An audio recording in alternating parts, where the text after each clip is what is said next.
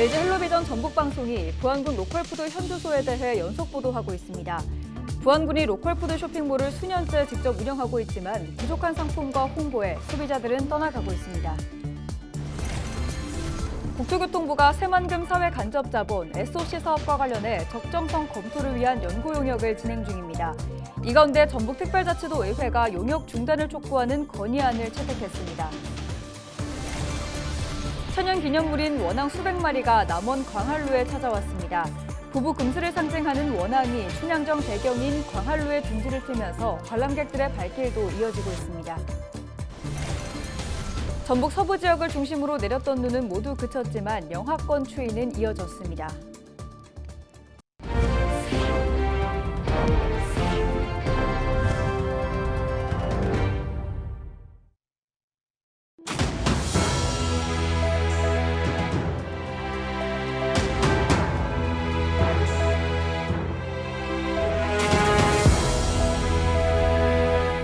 시청자 여러분 안녕하십니까? 헬로티비 전북뉴스입니다. LG 헬로비전 전북방송이 부안군 로컬푸드의 현주소에 대해 연속 보도하고 있는데요. 부안군이 로컬푸드 쇼핑몰을 수년째 직접 운영하고 있지만 부족한 상품과 홍보에 소비자들은 떠나가고 있습니다. 이나라 기자의 보도입니다. 부안 지역 농수산물을 온라인으로 판매하는 부안군 직영 로컬푸드 쇼핑몰입니다. 개설 3년 차를 맞았지만 100개도 안 되는 상품만 누리집에 보이고 품목도 겹칩니다. 축산물과 반찬 분류엔 등록된 상품이 없습니다. 구색도 갖춰지지 않고 홍보도 부족한 쇼핑몰에 소비자 반응은 냉담합니다. 이거는 사람들이 잘 알지 못할 것 같은데요. 이용자가 별로 없을 것 같아요. 12개밖에 없네요. 다양하지 않은데. 다양하지 않잖아요, 여러 가지가. 별로인 것 같아요. 굳이 사람들은 인터넷으로보다는 직접 물건을 보고 사지 우선 믿을 수가 없는 것 같아요. 직접 눈으로 봐야 믿을 수 있고 여긴 이렇게 판다고 하는데 마트가 더 쌀 수도 있거든요. 인터넷보다는. 부안군은 로컬푸드 쇼핑몰엔 100여 개의 품목들이 있고 계절 특성상 생산이 어려운 품목은 시기에 맞춰 다시 개시하겠다고 해명합니다. 또 신품목 육성과 지역기업과 협업해 취급 상품을 늘리고 채널 다양화를 통해 매출을 올릴 계획입니다. 저희가 단순히 텃밭할매만 푸는 게 아니라 아까 우체국 쇼핑몰이라든지 다음에 저희 이런 7개 채널을 동시에 운영하고 있습니다. 저희가 이제 우체국 쇼핑몰이라든지 부안 전용관을 좀 만들어가지고 올해 같은 경우에는 이커머스, 전자상거래 판매에 많이 주력할 예정입니다. 부안군이 로컬푸드 쇼핑몰을 구축하고 유지하는데 3천여만 원의 예산이 드는 상황. 부안군은 직영 쇼핑몰에서 나오는 매출이 높지는 않지만 다른 유통 채널에서 담기 어려운 농가 이야기를 반영할 수 있다며 쇼핑몰 활성화 방안을 고민하고 있다고 밝혔습니다. 헬로티비 뉴스 이나라입니다. 국토교통부가 새만금 사회간접자본 SOC 사업과 관련해 적정성 검토를 위한 연구 용역을 진행 중인 가운데 전북특별자치도 의회가 중단을 촉구하는 건의안을 채택했습니다. 도의회는 새만금 주요 기반시설인 공항과 철도, 도로를 콕 집어 적정성 검토 과제로 추진 중인 국토부 연구 용역은 근거와 사례를 어디에서도 찾아볼 수 없다고 밝혔습니다. 그러면서 이미 예비 타당성 조사를 면제받거나 통과한 새만금 SOC 사업까지 백지화하려 한다며 새만금 흔들기와 발목 잡기에 불과한 연구 용역은 즉시 폐기해야 마땅하다고 주장했습니다. 천연기념물인 원앙 수백 마리가 남원 광활루에 찾아왔습니다. 부부 금슬을 상징하는 원앙이 춘향전 배경인 광활루에 둥지를 트면서 관람객들의 발길도 이어지고 있습니다. 김남호 기자가 현장 취재했습니다. 영하권 강추위가 이어지고 있는 가운데 원앙 가족들이 한가롭게 무리지어 이동합니다. 천연기념물 제327호로 등록된 원앙 수백 마리가 남원 광활루원의 둥지를 틀었습니다. 형형색색 화려한 깃털을 뽐내는 원앙의 아름다움이 광활루 풍경과 조화를 이루면서 이곳을 방문한 관람객들에게도 특별한 순간을 선사하고 있습니다. 주변의 풍경이랑 이게 더 조화롭게 공존을 하는 것 같아서 이게 동문원에서 원앙을 볼 때보다 더 예쁘고 더 평화롭게 느껴지는 것 같아서 더 좋았습니다. 해마다 광안루원을 찾아와 겨울을 나다가 초봄이 되면 떠났지만 몇 해 전부터는 광안루원에 알을 낳고 새끼를 부화하며 정착하기 시작했습니다. 겨울에 원앙이 굉장히 많이 날아왔어요. 지금 광양들의 많은 사랑을 받고 있습니다. 봄이 되면은 원앙이 많은 새끼를 낳아서 날아갔다가 또 다음에 겨울에 이렇게 많이 날아오고 있는데요. 강원로에 와서 원앙을 많이 보고 가셨으면 좋겠습니다. 전 세계에 2만 마리 정도만 남아있는 원앙. 지난 2018년 미국 뉴욕에선 원앙 한 마리가 센트럴파크 연못에 나타나 큰 화제가 되기도 했습니다. 천연기념물인 원앙이 성춘향과 이도령의 사랑 무대인 광안루에 둥지를 두면서 관광객들에게 또 다른 볼거리를 제공하고 있습니다. 헬로티비 뉴스 김나우입니다. 전북 서부 지역을 중심으로 내렸던 눈은 모두 그쳤지만 영하권 추위는 이어졌습니다. 25일 전북 지역은 대체로 맑은 가운데 오전 최저 기온은 장수 영하 11도, 무주 영하 10.8도, 남원 영하 8.4도로 측정됐습니다. 낮 기온은 대부분 0도에서 2도로 분포됐습니다. 전주기상지청 관계자는 바람이 강하게 불어 체감 온도는 낮아 춥겠다며 건강관리에 유의해야 한다고 당부했습니다. 전북 지역 한 고등학교 리모델링 현장에서 50대가 작업 중 추락해 숨지는 사고가 발생했습니다. 고용노동부와 군산경찰서는 지난 24일 오후 3시 20분쯤 군산의 한 고등학교 내진 보강공사 중 4층 높이에서 작업을 하던 50대 A씨가 균형을 잃고 1층으로 추락했다고 밝혔습니다. 이 사고로 크게 다친 A씨는 119 구급대에 의해 병원으로 이송됐으나 숨졌습니다. 당시 공사 현장에는 추락을 방지할 안전 난간이나 안전대 등이 설치되지 않았던 것으로 파악됐습니다. 고용노동부는 경찰과 함께 정확한 사고 경위와 산업안전보건법 위반 여부 등을 조사하고 있습니다. 최근 현역 의원을 포함해 후보자 공모 절차를 마무리한 더불어민주당이 전북에서도 여론조사와 현장 실사를 벌이고 있습니다. 후보자 적합도 조사를 위한 여론조사가 진행되고 현장 실사는 29일까지 이뤄집니다. 면접 절차까지 마무리되면 이르면 다음 달 5일부터 1차 예선을 통과한 후보들이 발표될 것으로 전망됩니다. 충남 서천 특화시장 화재로 막대한 재산 피해가 발생한 가운데 전북특별자치도 소방본부가 도내 전통시장 화재 안전 전수조사를 실시합니다.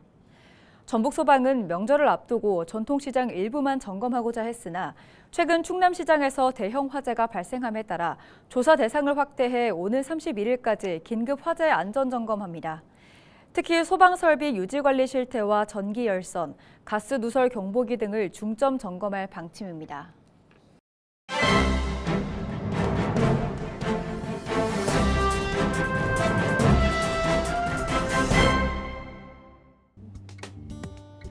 신문브리핑 전북 도민일보 기사입니다. 전북 정치권이 22대 총선 더불어민주당 후보 적합도 조사를 두고 북새통을 이루고 있다고 합니다. 민주당은 전북 10개 선거구 중 현재 전략지역 선거구인 전주을 지역을 제외하고 24일부터 25일까지 모바일 안심번호로 후보 적합도를 조사하고 있는데요. 후보 적합도 조사를 통해 현역 등 총선 후보들의 경쟁력을 파악해 경선 후보 압축 작업을 진행할 방침이라고 합니다. 특히 이번 후보 적합도 조사는 민주당 공천의 마지막 퍼즐로 인식되고 있어 현역을 포함한 배수 압축 결과가 주목된다고 하는데요. 민주당 공관위는 지난주 시스템 공천 제도를 언급하며 정치권 일각에서 주장했던 중진, 586 운동권 출신 용태론의 반대 입장을 밝혔다고 합니다.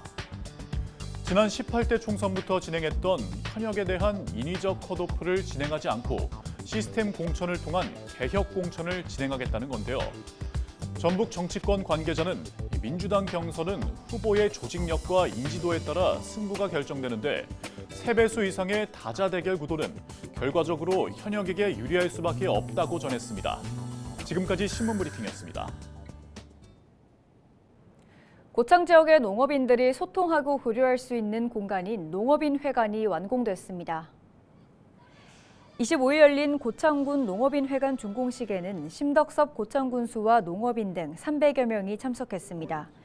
고창 농민들의 수건이었던 농업인회관 건립은 심군수의 공약 사업으로 31억여 원을 투입해 지상 3층, 연면적 978제곱미터 규모로 조성됐습니다.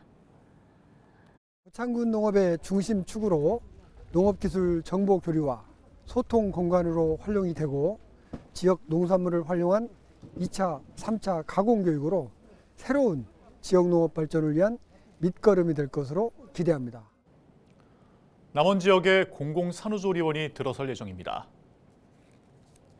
남원시는 2025년까지 예산 91억 원을 들여 공공산후조리원을 짓기로 했습니다.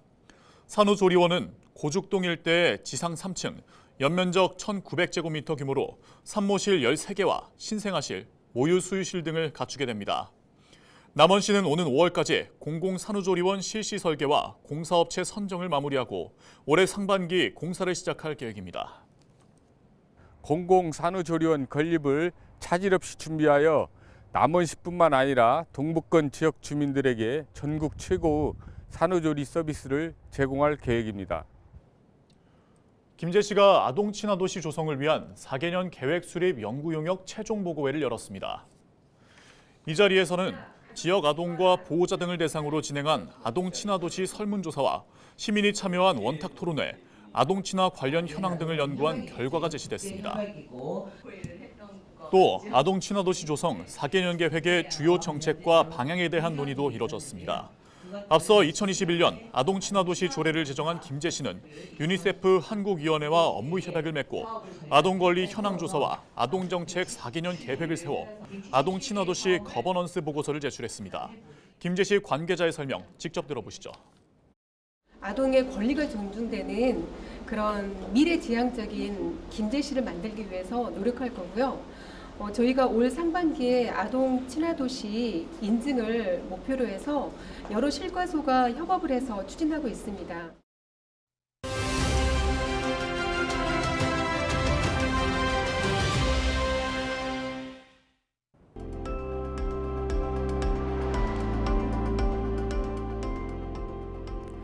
산업 현장에서 발생하는 각종 재해.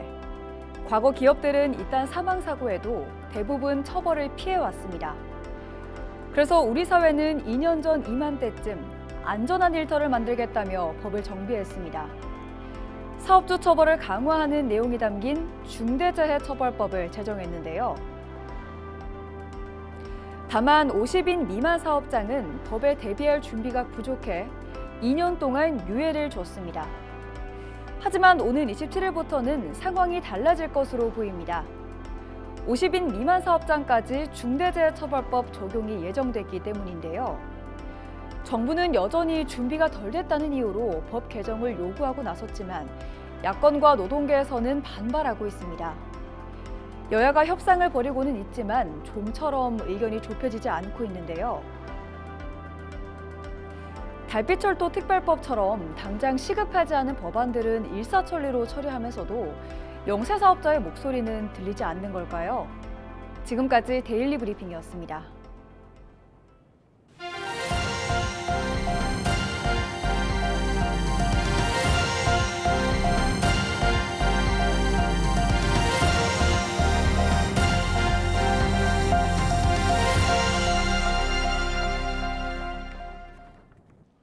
육군 제35보병사단 기동대대가 전북 지역에서 대규모 전술 종합훈련을 실시했습니다. 25일 진행된 훈련에는 35사단 기동대대를 중심으로 100마여단 기동중대와 진안무주대대, 군사경찰 특임대, 605 항공대대 등 다양한 부대가 훈련에 동참했습니다. 이날 훈련에는 150여 명의 병력과 함께 헬기와 드론, 저격소총 등 많은 장비가 동원됐습니다. 더불어민주당 전북특별자치도당 청년위원회가 지난 20일 전주대학교 JJ 아트홀에서 2024년 필승 전진대회와 총선계획 특별위원회 발대식을 열었습니다. 이번 행사는 22대 국회의원 선거를 앞두고 전국 17개 시도당 청년위원장을 중심으로 지역별 총선 기획특위를 구성해 청년의 정치 참여를 확대하고 정책의 의견을 전달하기 위해 마련됐습니다. 청년위원회는 체계적이고 적극적인 선거운동에 동참해 민주당의 필승을 견인할 수 있는 역할을 도모하기로 결의했습니다. 이상으로 뉴스를 마칩니다. 함께해 주신 여러분 고맙습니다.